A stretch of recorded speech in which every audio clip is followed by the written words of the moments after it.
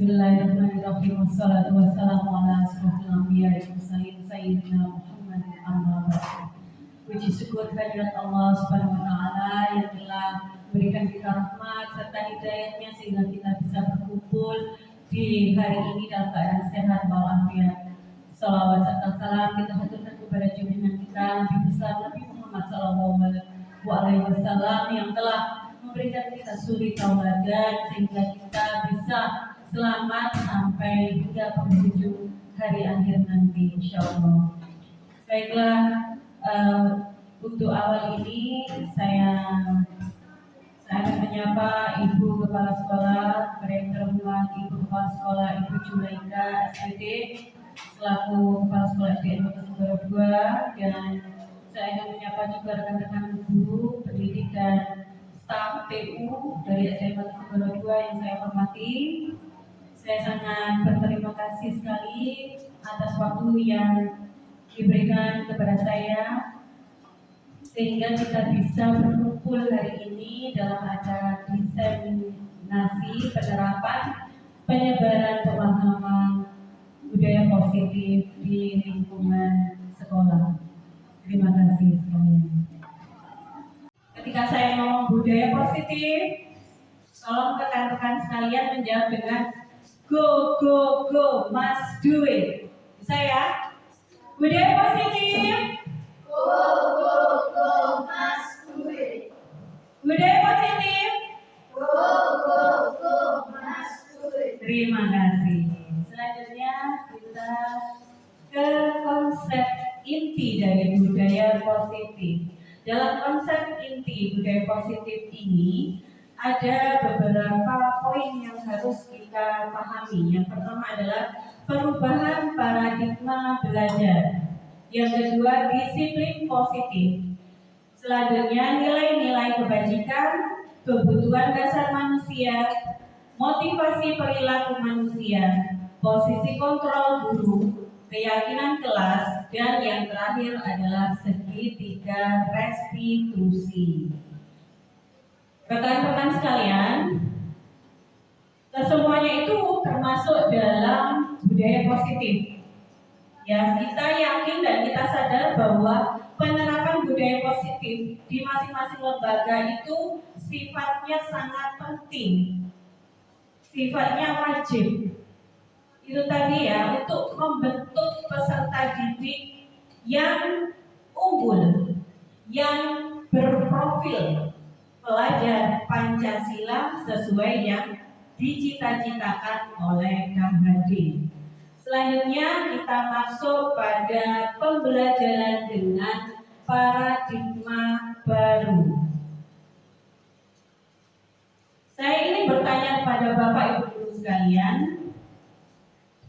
saat ini pembelajaran yang Anda lakukan itu adalah pembelajaran yang berpusat pada guru ataukah berpusat pada murid? Pada murid. Ada lagi? Yang lain?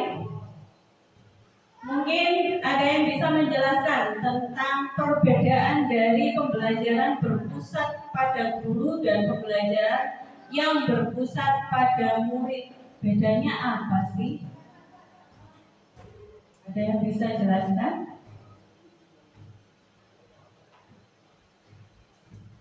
Ya, silakan.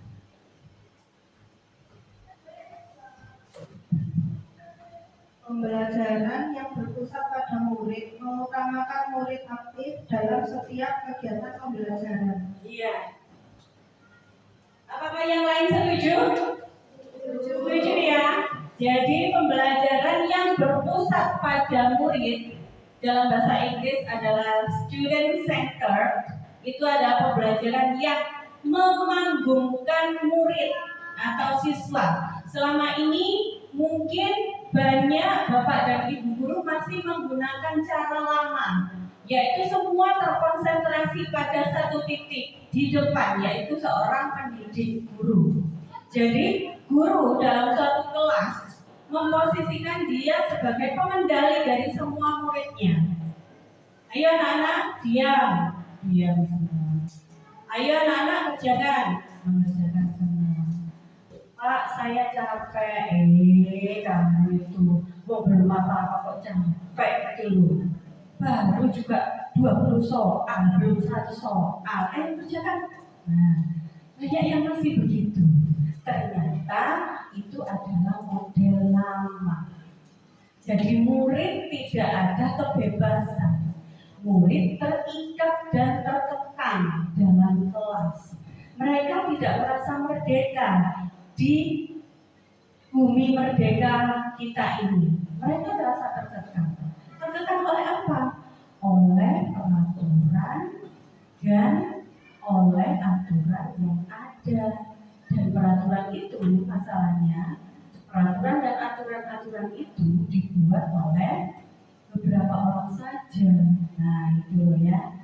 Jadi pada pembelajaran dengan paradigma baru diharapkan kita akan mencetak, menumbuhkan murid-murid yang berwawasan global dan berprofil pelajar Pancasila. Pembelajaran dengan paradigma baru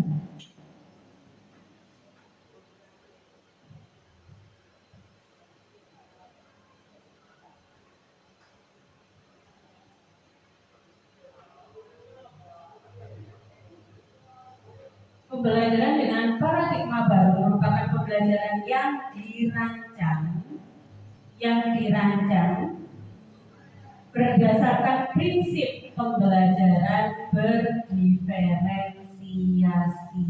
Nah, ini kata-kata baru ya. Pembelajaran berdiferensiasi. Saya berikan tanda petik di sini. Sehingga para peserta didik belajar sesuai kebutuhannya berdasarkan tahap dari perkembangan sesuai teori psikologi modern untuk mewujudkan profil pelajar Pancasila. Bisa minta tolong lagi.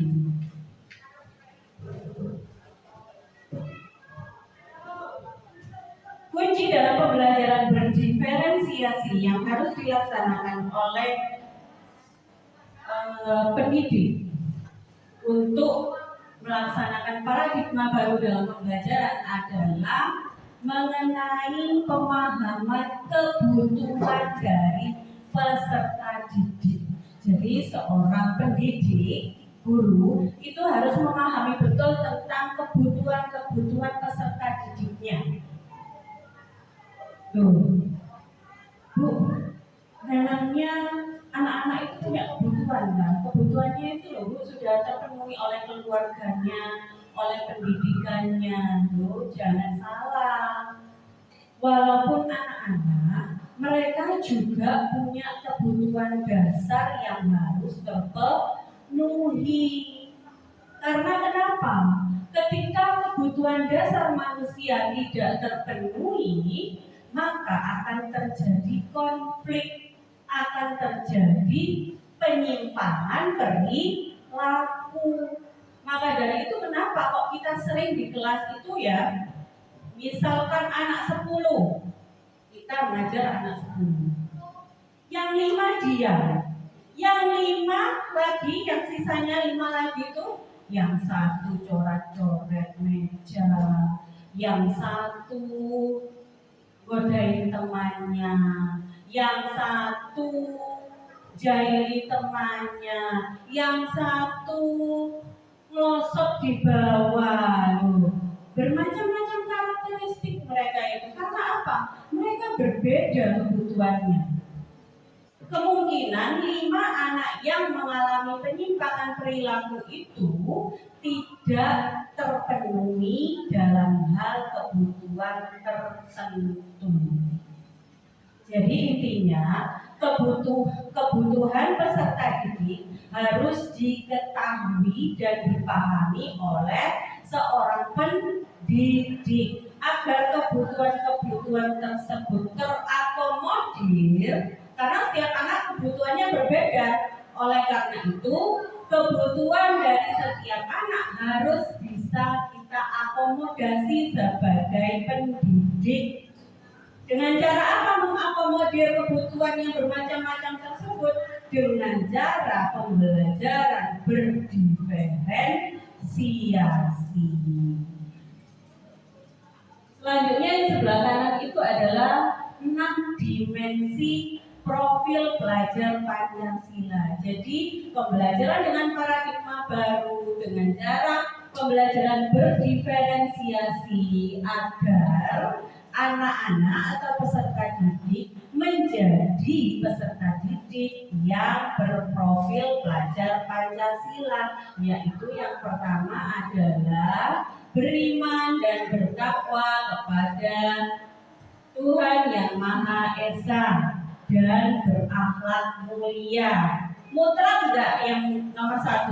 Mutlak ya, karena kita ketika tidak ada iman, tidak ada keyakinan, tidak ada agama untuk pegangan, kita seperti perahu yang terombang-ambing oleh gelombang, tidak ada pegangan. Jadi beriman dan bertakwa adalah wajib dan mutlak. Yang kedua adalah berkebinekaan global. Indonesia terkenal kaya dengan budayanya. Kalau kita berhitung mungkin kita nggak nutup jari kita, karena suku pun kita banyak sekali suku. Pulau besar dan pulau kecil pun itu jumlahnya ribuan, bisa mencapai 18.000. Nek didol siji ya Allah. Nggak tahu saya jualannya di mana. Jangan ya, itu adalah negara kita, negara kesatuan Republik Indonesia. Dalam berkebinekaan global, peserta didik mampu menjunjung tinggi nilai-nilai kebudayaan bangsa kita, agar kita terangkat juga di kancah mancanegara. Yang selanjutnya adalah bergotong royong. Dimensi ketiga adalah bergotong royong. Di sini bukan hanya kalau kita gotong royong waktu mau 17-an bersih-bersih RT, bukan. Tapi di sini peserta didik mampu bekerja sama antar peserta didik, antar guru, antar kepala sekolah, antar staf TU, dan seluruh warga yang ada di sekolah. Jalinlah hubungan yang baik antar warga sekolah. Agar apa? Agar situasi di sekolah itu kita nyaman. Kalau kita punya musuh, nyaman nggak di sekolah? Ya. Jadi peserta didik diharapkan mampu berkolaborasi dan bekerja sama dengan pihak yang lain. Dimensi yang selanjutnya adalah dimensi kreatif. Peserta didik diharapkan mampu menjadi siswa yang kreatif. Misalkan, tugas apa sekarang? Tugas rantai makanan, misalkan. Kamu disuruh membuat dengan peralatan yang tidak ada.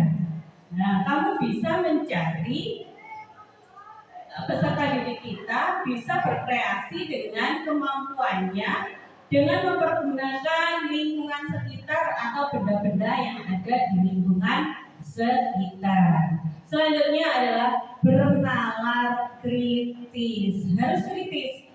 Ada bapak ibu gurunya yang kemungkinan namanya juga manusia ya, manusiawi kalau kita berbuat salah. Baik itu guru, murid, staf, kepala sekolah itu sudah manusiawi. Kalau malaikat tidak pernah buat salah, kalau kita buat salah itu sudah manusiawi. Nah, kita bisa mengingatkan dengan cara yang sopan, dengan cara yang baik, dengan cara yang benar, tanpa harus melukai perasaan. Yang terakhir dimensinya adalah dimensi mandiri. Diharapkan kalian semua walaupun Bapak Ibu guru sekalian, walaupun peserta didiknya itu bukan anak pondokan, diharapkan mampu mandiri, bekerja. Kalau individu ya dikerjakan sendiri. Kalau kelompok ya kita harus bekerja sama dengan yang lain.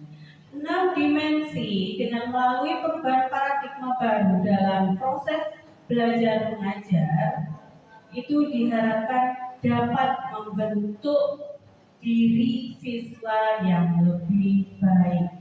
Jadi bagi Bapak Ibu yang masih menggunakan pembelajaran model lama, ya muridnya tegang di dalam kelas, itu mulai sekarang diharapkan dapat memperbaiki dirinya.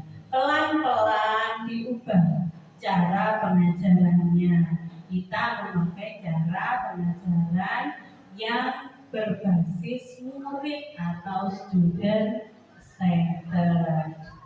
Selanjutnya adalah miskonsepsi tentang teori kontrol. Miskonsepsi adalah kesalahpahaman. Selama ini ternyata kita salah tentang beberapa teori. Semisal ini. Jadi miskonsepsi itu seperti ilusi kita. Ilusi guru mengontrol murid. Nah, seperti contoh tadi. Anak-anak diam, jangan ramai. Guru mau menjelaskan sesuatu, tolong diperhatikan. Yang tadinya ramai, jadi diam. Kira-kira itu benar-benar karena dirinya sendiri atau gara-gara ibunya tadi menyuruh dia? Karena ibunya tadi menyuruh diam ya. Jadi ada motivasi ketakutan. Takut kalau ibu guru marah, aku rame. Kok aku diseneni, disentak, nilaiku dikurangi opo. Nah, itu berarti ketika ibu guru tidak ada, ditinggal keluar, apa yang terjadi di kelas? Yang tadinya dia pasti ramai lagi. Itu namanya ilusi guru mengontrol murid. Sawangane, sepertinya kita bisa mengontrol murid kita, tapi ternyata tidak. Ya. Yang kedua adalah ilusi bahwa semua penguatan positif, efektif, dan bermanfaat itu mampu mengendalikan. Itu salah. Itu juga salah. Ini maksudnya adalah penguatan positif, efektif itu adalah kita bujuk. Kita bujuk. Biasanya ibu, anak-anak, kayak bujuk gimana? Gak mungkin kan bujuk dengan kasar atau dengan suara keras. Pasti lembut ya. Menang ngondo, kok orang gendruwo di situ, tapi ada gendruwo ya omong. Memang ada gendruwo, enggak kan? Nah, itu namanya bujukan, rayuan atau penguatan positif efektif. Ternyata tidak efektif. Ya, ketika tidak ada yang membohongi atau membujuk, maka dia akan sadar, mana sih nggak ada tuh, nggak ada hantu. Tidak ada tuh. Nah, dia bisa menyatakan sendiri kalau kalimat yang diungkapkan tadi adalah suatu bujukan atau perbohongan. Yang selanjutnya adalah ilusi bahwa kritik dan membuat rasa bersalah mampu menguatkan karakter. Nah, ini satu lagi. Biasanya seperti ini. Kamu dapat, misalkan peserta didik kita dapat di bawah KKM. KKM-nya berapa sekarang? Ada yang tahu? 80. 80 itu tinggi sekali. Kita anggap 70 ya. Kamu dapat 60. Oh, ayo yuk, ya yuk.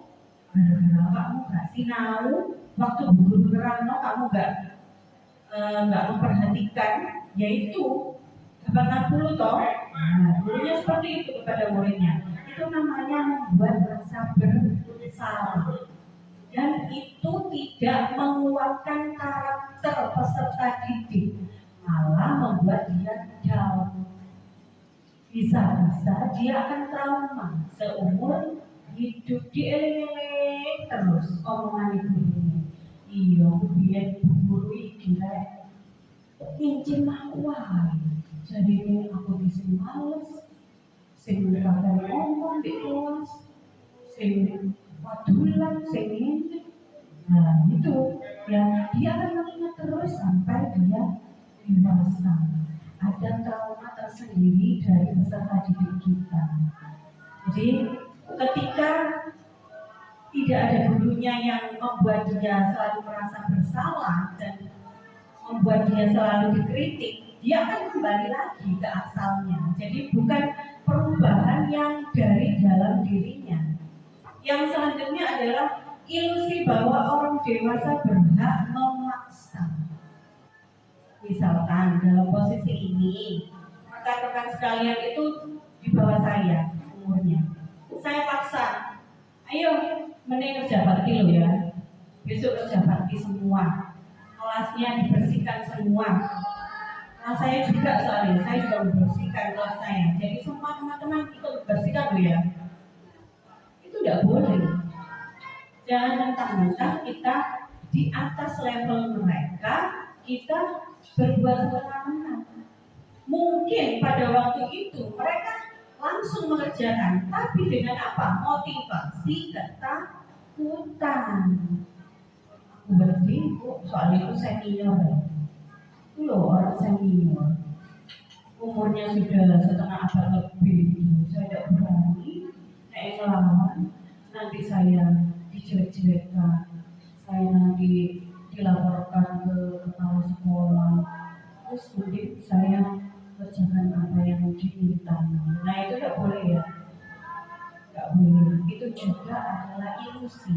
Ketika teman-teman kita, rekan-rekan kita mengerjakan apa yang seperti kita inginkan, itu karena sesuatu atau motivasi atau dorongan yang bukan dari dirinya sendiri. Selanjutnya adalah mengubah paradigma stimulus respon. Stimulus respon yang sering kita kerjakan ke pendekatan teori kontrol.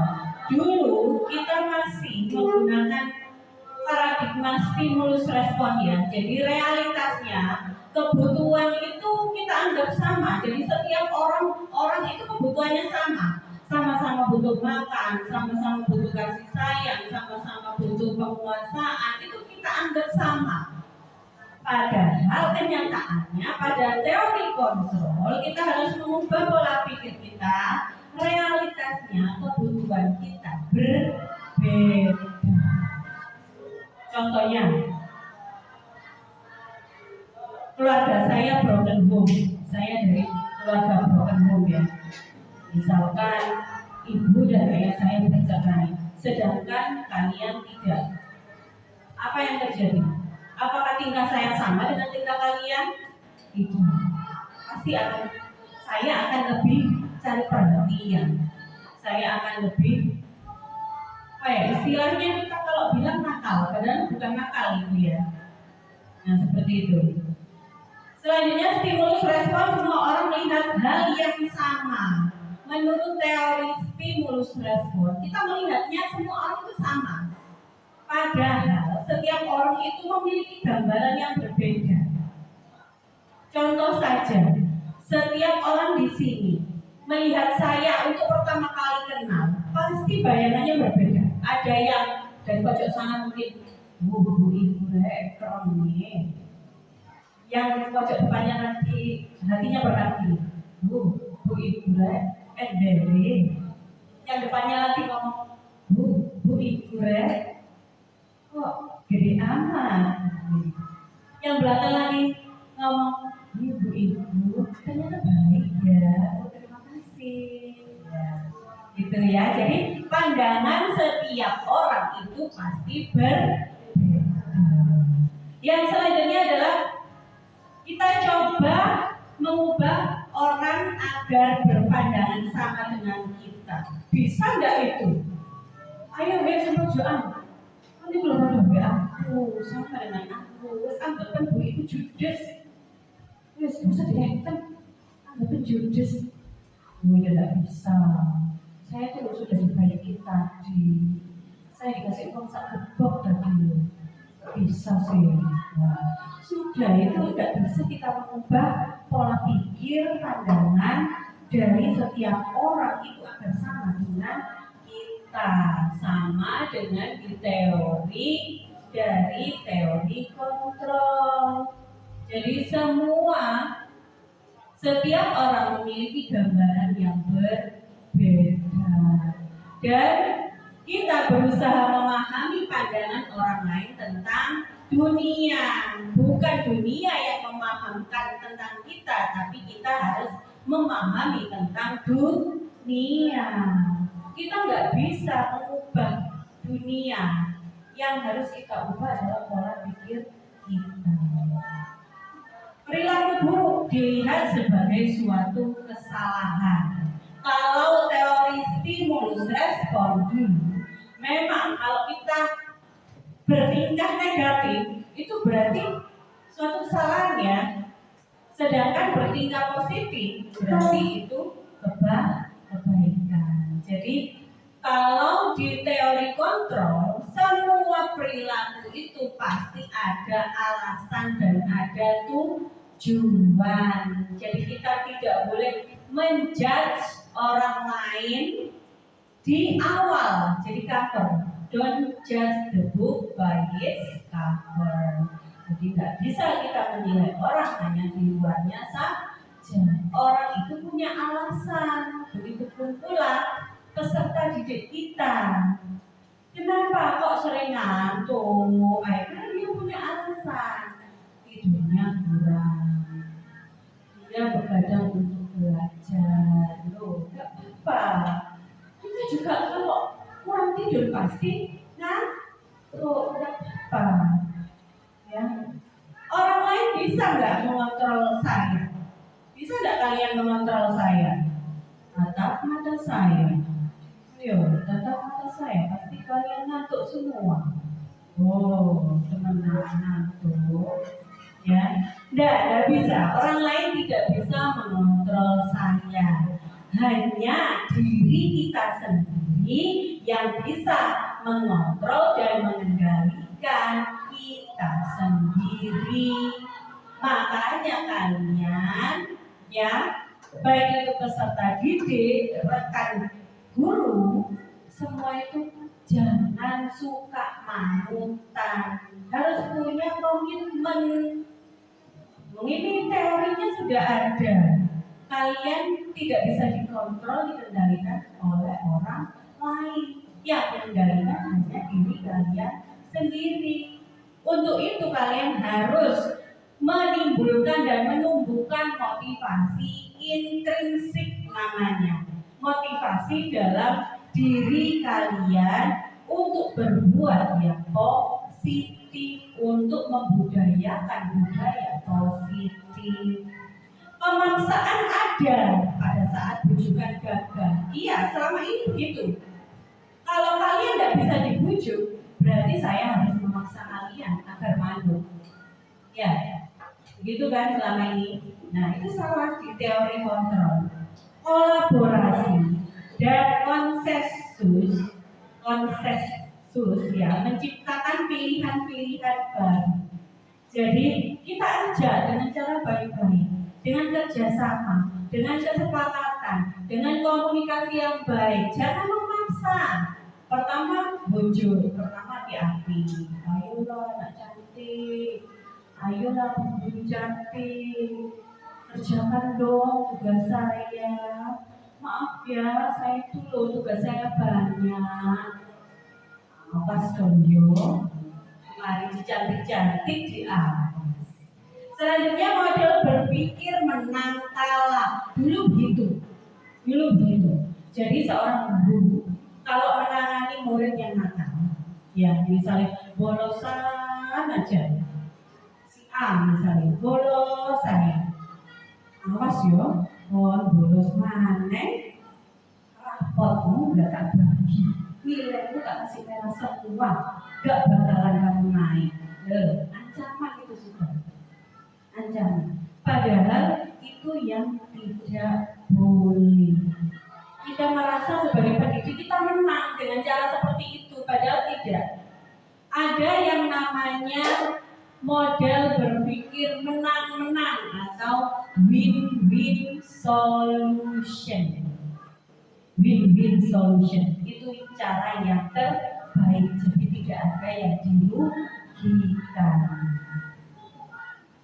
Selanjutnya adalah disiplin positif. Dalam disiplin positif ini kita sering mendengar kata-kata disiplin. Kalau kita mendengar kata-kata disiplin berarti itu keterkaitannya dengan aturan, berbagai aturan yang harus kita patuhi. Ya, jadi disiplin itu berasal dari kata disiplina yang berarti belajar.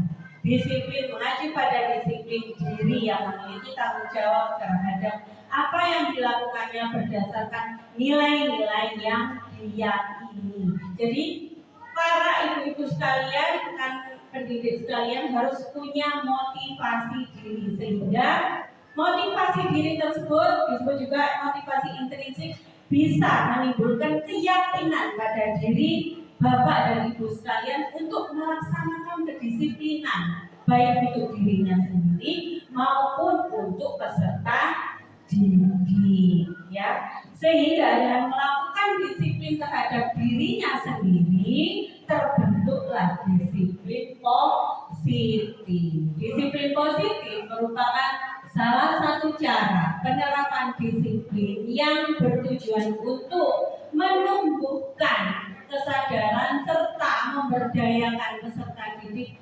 tanpa imbalan penghargaan atau reward atau ancaman atau hukuman. Kita tidak usah capek-capek memberikan ancaman kepada peserta didik kita. Kita tinggal menumbuhkan motivasi intrinsik dari peserta didik agar mereka bisa melaksanakan disiplin positif. Sebagai pendidik, tujuan kita adalah menciptakan peserta didik yang memiliki disiplin diri sehingga mereka berperilaku mengacu kepada nilai-nilai kebajikan universal dan memiliki motivasi intrinsik dalam perubahan perilaku ke arah yang lebih baik.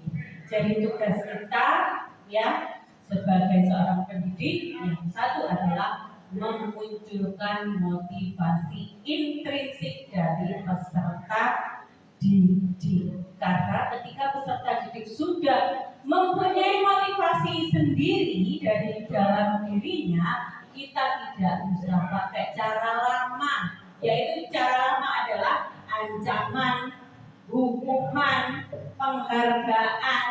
Nah itu sudah tidak model lagi sekarang. Ya. Yuk, kelihatannya sudah capek. Kita yel-yel lagi, ya. Yel-yel lagi. Kalau saya bilang budaya positif, apa tadi? Go, mas, do it. Budaya positif. Go, mas, do it. Punya tahun 3. Jangan diketik 1. Budaya positif. Go, mas, do it. Ya. Indah tolong ini. Mati lagi. Nah. Kita lanjut ke nilai kebajikan. Nilai-nilai kebajikan.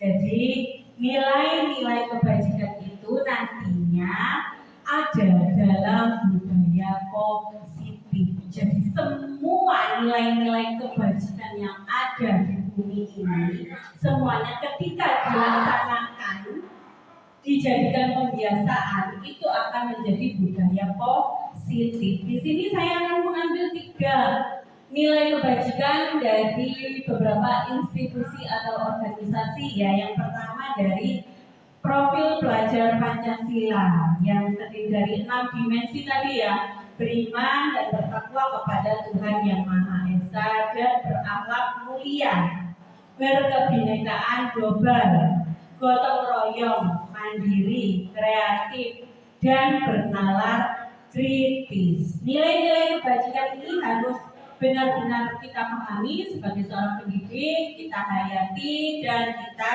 terapkan bukan hanya pada kita tapi juga kepada peserta didik. Selanjutnya adalah nilai kebajikan dari IBO, Primary Years Program. Kok singkatannya PYB ya? Sesuai. Ini toleransi, rasa hormat, integritas, mandiri, menghargai. Jadi nilai-nilai kebajikan yang baik itu masuk dalam budaya positif. Selanjutnya keterampilan hidup atau life skill, dia juga ada nilai-nilai kebajikan yang dipegangnya, yaitu dapat dipercaya, lurus hati, pendengar yang aktif, tidak merendahkan orang lain dan memberikan yang terbaik dari dirinya. Next adalah kebutuhan dasar manusia. Nah, kita tadi sudah membahas sekilas tentang kebutuhan dasar manusia atau KDM. Sebenarnya semua manusia itu punya kebutuhan dasarnya. Kebutuhan dasar manusia adalah segala sesuatu yang kita lakukan untuk mendapatkan apa yang kita inginkan. Karena kita butuh, jadi kita melakukan apapun untuk mendapatkannya. Seluruh tindakan yang kita lakukan memiliki tujuan tertentu. Setiap orang tujuannya pasti berbeda. Dan semua usaha terbaik yang kita lakukan adalah dalam rangka agar kebutuhan dasar kita terpenuhi dengan baik. Jadi mulai sekarang Bapak Ibu guru ya, ketika kita tahu bahwa manusia memiliki kebutuhan dasarnya, maka ketika ada peserta didik yang melakukan tindakan penyimpangan perilaku yang tidak sesuai dengan aturan atau tata tertib yang ada, kita sebagai guru harus mencari tahu, bukan langsung menjudge ya, mencari tahu anak itu kebutuhannya apa yang belum terpenuhi ya, kok sampai berbuat seperti itu. Next, selanjutnya adalah 5 kebutuhan dasar manusia. Yuk, kita sambil menelaah diri kita sendiri. Yang pertama, kebutuhan dasar manusia adalah bertahan hidup.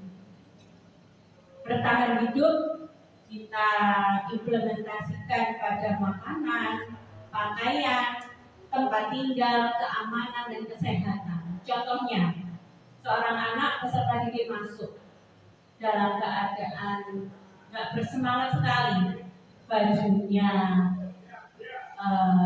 kusut sekali, kotor, rambutnya acak-acakan. Kira-kira kemungkinan apa yang terjadi sama peserta didik tersebut? Dia masuk dalam keadaan terlambat. Bagi seorang pendidik, apa yang pertama ibu dan bapak guru lakukan? Kira-kira melihat anak didiknya masuk kelas klinis. Yang pertama, ya. Beni, kenapa kamu baru datang? Doni lo belum izin masuknya. Belum salah, belum sempat salah. Sudah dipapak, istilahnya dipapak dengan aman. Nah, itu tidak boleh. Kemungkinan Doni di rumah tadi, kemungkinan ibunya sudah tidak ada yang memasakkan.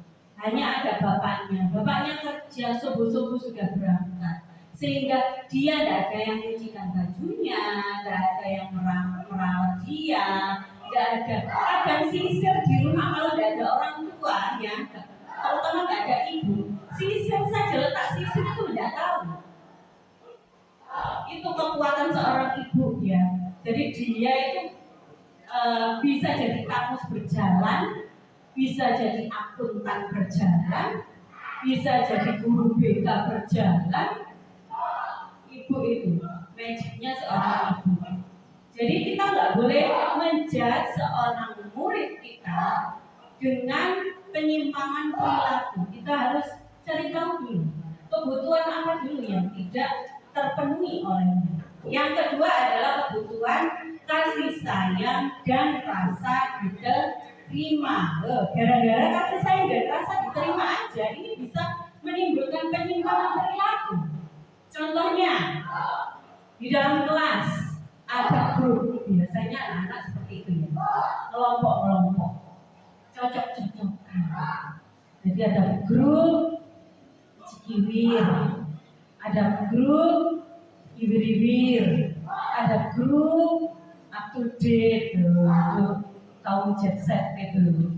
Nah, yang cikiwir grupnya 5. Tiba-tiba si Wati itu kok tidak bergabung lagi dengan keempat temannya yang biasanya gandeng renteng kemana-mana, ke kantin bersama 4 sekawannya, jadi 5 sekawan, ke toilet itu aja loh, harus berlima. Kecuali ke BK, kalau ke BK Wati sendiri berangkat, tidak tahu kemana semua, tidak ikut. Nah, suatu hari si Wati itu terlihat diam di kelasnya menyendiri. Ibu guru tanya, Wati, kenapa kamu nak? Tidak bu, tidak kenapa. Belum makan? Tidak bu, sudah makan. Kenapa uang sakunya kurang? Tidak bu, emangnya mau ditambahin bu? Selanjutnya, loh, tapi kamu nggak biasanya loh begini. Kenapa ayo ngaku Nggak bu, nggak kenapa. Untuk pertama kali memang banyak peserta didik kita itu yang silent. Mereka menutup rapat-rapat rahasia. Tapi suatu saat ketika seorang pendidik dengan telaten didatangi, terus ditakoni, terus diberi perhatian, terus pasti dia akan ngomong. Akhirnya seperti ngomong, Ibu, saya nggak digembul teman saya, geng saya iwit-iwit loh bu. Nggak kok kesana itu sendiri mereka, saya nggak diajak. Kok begitu Wati, kenapa kamu buat salah? Perasaan sih enggak bu, saya itu kan perfect bu, mana ada saya bikin salah. Ya berarti kamu temui mereka, tanya sama mereka apa salahmu, ya? Iya bu, walaupun saya pensi. Sekali lagi dia cemenya. Selanjutnya adalah penguasaan. Jadi di penguasaan kebutuhan ini adalah implementasinya adalah harga diri, keinginan untuk dianggap, memimpin, berprestasi, diakui dan diterima. Peserta didik kita itu ada loh yang over confident. Dan sajane confident itu bagus ya. Tapi kalau ada kata-kata over, nah itu yang berarti kurang bagus. Jarang peserta didik memang ada yang percaya diri maju, bu, saya bu mau tampil bu. Wah, jarang sekali itu. Itu suatu tantangan bagi dunia pendidikan. Jarang sekali ada anak yang begitu.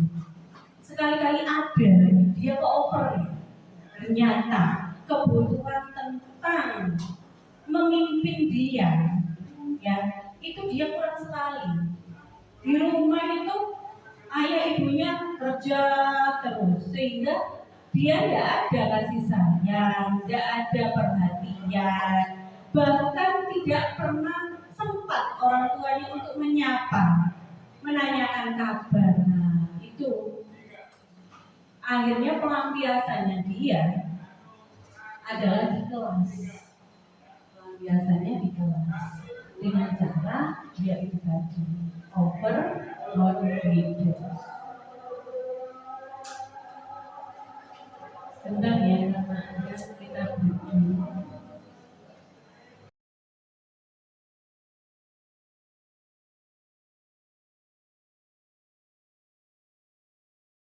Pertama, oke, untuk membantu kalian merumuskan kesepakatan kelas dengan menjawab pertanyaan pertama dari saya. Apa permasalahan yang sering atau pernah kalian temui selama mengikuti pembelajaran di dalam kelas? Bapak sembarang, Web. Oke, masalah yang pernah kalian alami selama pelajaran. Masalah yang permainan. Oh, itu bisa itu. Mau pembelajaran yang menyenangkan. Ada permainannya, ada selain juga masalah. Terus yang kedua, sering ATK kalian itu oke, yang kedua, dengarkan baik-baik. Kalian tadi kan ada masalah, ya, sehingga menghambat kalian untuk belajar. Nah, sekarang kelas yang kalian impikan itu bagaimana? Kelas yang kamu impikan itu bagaimana seharusnya? Bebas. Kamu menginginkan kelas yang bagaimana? Kan?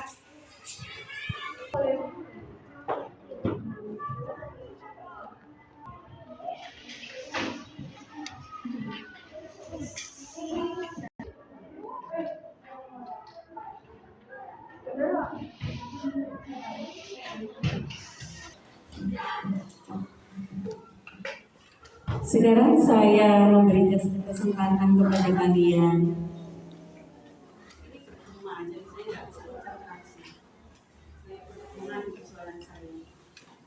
Saya akan memberikan kesempatan kepada kalian untuk menyampaikan pendapat kalian tentang kelas impian yang kalian harapkan di dalam kelas kita ini. Oke, kalian boleh menjawab tentang kelas impian yang sekiranya bisa kita wujudkan bersama-sama. Ya, bisa saja kelas yang bersih, kelas yang nyaman, yang indah, yang tidak ada keributan di dalamnya, misalkan seperti itu. Ya, siapa yang mau berpendapat silakan. Yuk, Mbak Dina dulu. Sama begini.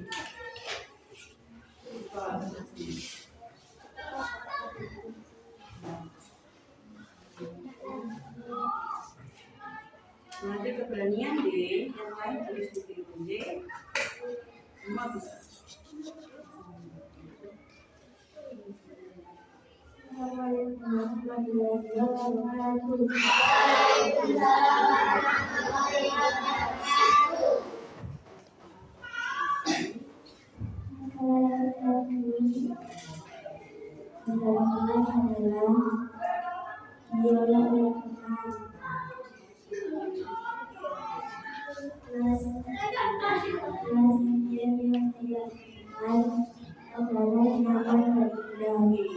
Tepuk tangan untuk Mbak Dina.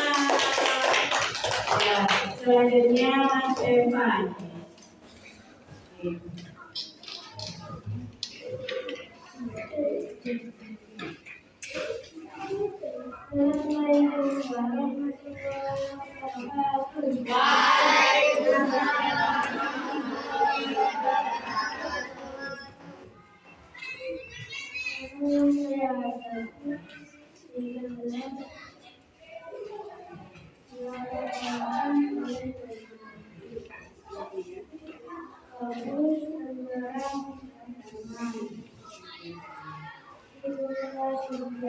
Tepuk tangan untuk Mas Evan. Satu lagi Mas Sari. Mas Sari. Assalamualaikum warahmatullahi wabarakatuh. Waalaikumsalam warahmatullahi wabarakatuh. Saya nanti di sekolah oleh teman rumah. Belajar saya ini kita Iya, tepuk tangan untuk Mas.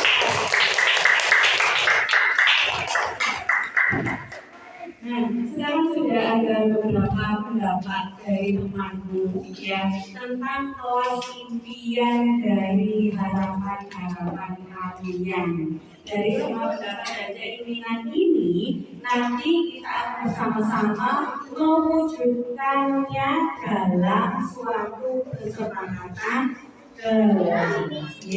Sebelumnya mari kita lanjutkan lagi dengan pertanyaan terkait ide mewujudkan kelas impian. Namanya juga impian, harapan. Berarti itu sebuah angan-angan kita yang belum kita raih, ya, belum kita dapatkan. Dan untuk mendapatkannya, kita harus berusaha dengan keras untuk mewujudkannya.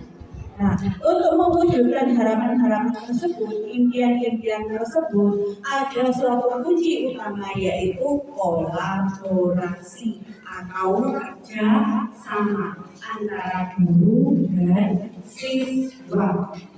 Ide-ide kalian tadi akan bersama-sama kita usahakan untuk terwujud. Silakan yang mau berpendapat bagaimana cara kita mewujudkan satu kelas tanpa adanya olok-olok. Tujuannya bagaimana? Seharusnya bagaimana? Membuat kesepakatan kelas yang di dalamnya ada kalimat apa? Tentang mengkonsumsi. Benar apa salah?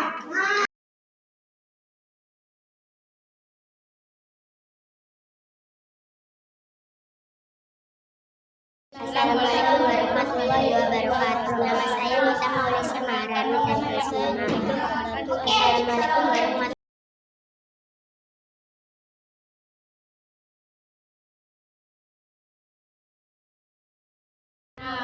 Senang.